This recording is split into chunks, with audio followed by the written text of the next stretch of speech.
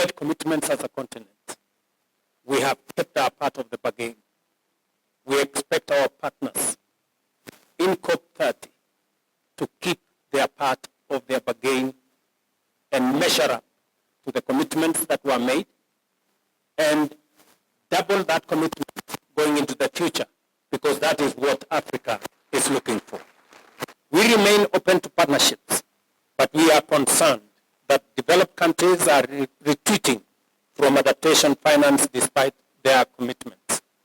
Today's Global Center on Adaptation report shows financing is falling when it was meant to double by 2025 under the Glasgow Pledge.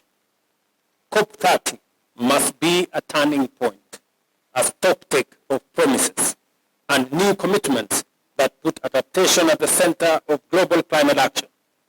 Africa appeals to partners to hold the line and deliver meaningful commitments. The costs of inaction are real and devastating. They force leaders to divert scarce resources from urgent development needs. Yet, adaptation also presents a $4 trillion investment opportunity by 2025. Africa, as the front line of this crisis, will also be the frontier of that opportunity. We are not waiting, we are moving. Join us. Finally, I am proud that the Africa Adaptation Acceleration Program is now firmly anchored in Africa.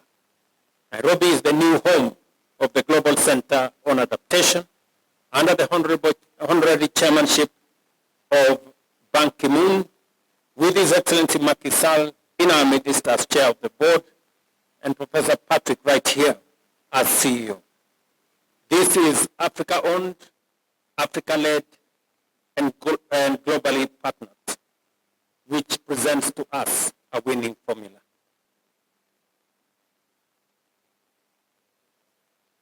I'm very proud that we've gone through the motions. We've discussed with many colleagues, heads of state and countries, on the journey that we need to undertake on industrializing Africa on a low carbon footprint. It is possible for us not only to industrialize our continent because we have what it takes to do it. We have the human capital to do it. Africa is a young continent, teeming with young people, creative, innovative, educated, energetic. We have the resources to do it. Natural resources in minerals, energy resources, renewable from geothermal, what we have in plenty in Kenya, to wind, to solar, to hydro. Tomorrow, we will be launching one of Africa's largest hydro projects, renewable energy here in Ethiopia, signifying the array of opportunities that are there in the renewable energy space. And therefore, we have everything that will drive Africa's green industrialization. And that is the reason why we took the decision that Africa Green Industrialization Initiative is the post that we need to use, not to look for support, but to look for investments. Because this green space is going to flip the fortunes of our continent, because we have every resource and we are aligned in making sure that Africa takes the lead in the fourth industrial revolution.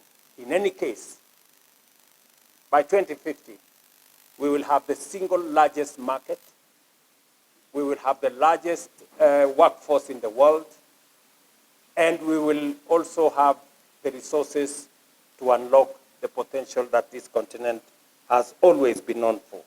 We need to find the mechanism and the bridge that will not only make us discuss money from multilateral development banks, concessional funding from IDA and all the others, but private sector money.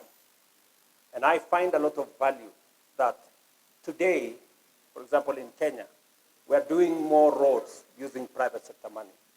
We are doing more projects using private-public partnerships, because that way you can leverage on public resources and scale them up using private sector resources. If we find the correct mechanism, we can reduce on borrowing and do more with investment.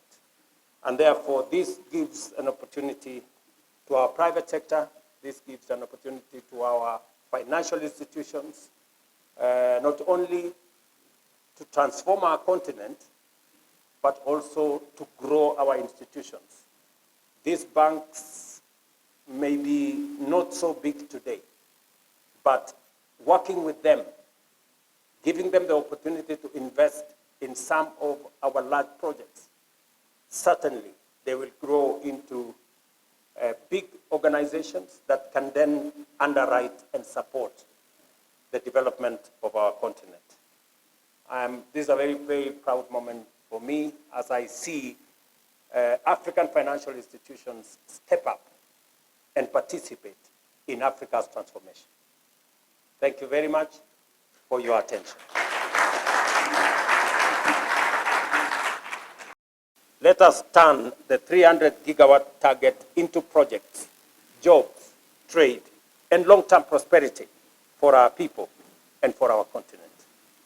And that is why we are meeting here this afternoon, so that we can put pen to paper on turning what was a target of 300 gigawatts of energy into projects, creating jobs out of it, facilitating trade, and of course, making sure that we leave no African behind. I am very proud that in our midst, our financial institutions are stepping up to this challenge. Congratulations to them. And they are helping us change the narrative. They are helping us shape the conversation that as we look out for partners globally, we must have our own financial institutions appropriating the space around investment, appropriating the space around mobilizing resources. Because if we are to get other partners coming on board, our own financial institutions must take the lead. They understand the terrain better. They understand our risks, if there are any, better, and they understand our opportunities even much more. And therefore, they provide the critical link of mobilizing global financing. Some may call the task impossible, but history proves otherwise. China multiplied its renewable capacity 20-fold in 20 years. India tripled its capacity just in 10 years. For Africa, the question is not if it can be done, but whether we will mobilize the finance, infrastructure, and political will to deliver at scale. We value our partners' finance, technology, and solidarity. And we have many partners to our continent. Yet, our real agency lies in trusting our own institutions. That is why we convened Africa's leading financiers to drive AGII delivery. And today we formalize that collaboration.